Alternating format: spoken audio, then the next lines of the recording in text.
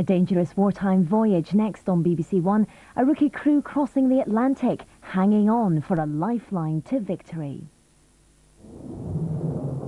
Didn't your mother ever tell you not to play down in the woods? I don't think you should start playing policeman with this. I can't help it, Ellie. He was my grandfather. I don't want to hear any more about this. What's wrong with you, Peter? How do you know he deserted? Pascoe will be back to opening my fan mail if he's not careful. He disappeared. It doesn't necessarily mean that... There's more. Dalziel and Pascoe. New feature-length drama, Sunday at 9 on BBC One. I love gardening, and my favorite flowers are lilies. I'm passionate about my clothes. A really good detail on a bespoke suit is the fact that the cuff buttons undo. My passion is amateur radio. Speaking to Michael Foale on the Mir space station was the best contact I've ever had. Because of the unique way the BBC is funded, we can be as passionate about your pursuits as you are. And every year you can find out what we'll be doing to feed your passions in our annual Statement of Promises.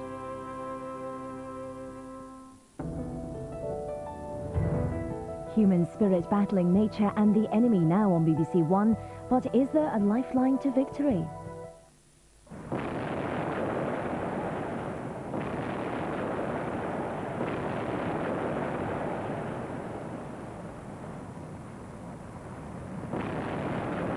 Slow Convoy 39.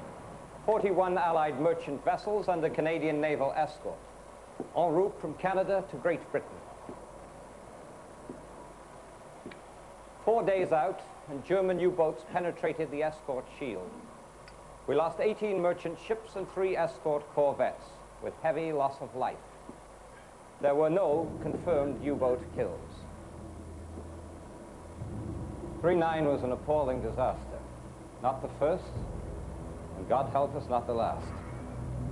As the senior British officer, I recognize the sterling efforts of the Royal Canadian Navy, but we are losing the battle in the North Atlantic. We cannot continue to pit ill-equipped ASEAN ships without trained crews against the elite of the German Navy and expect to win.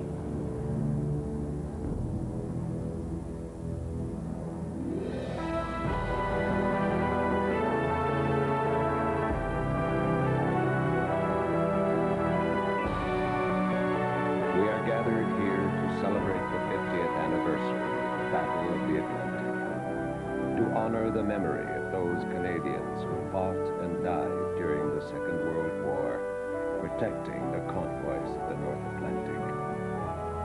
Their courage and sacrifice forged a lifeline that held fast throughout the longest battle in history. We remember the proud ships they sailed in, and the ships that did not return. HMCS Valleyfield, HMCS Wing, HMCS Loon.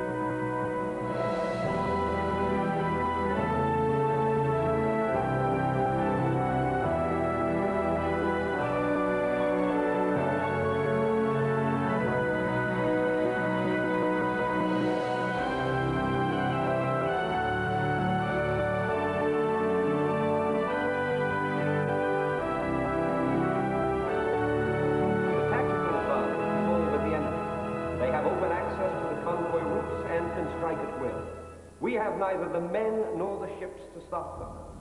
We are left with no choice but to demand a stronger performance from the RCN. The question is,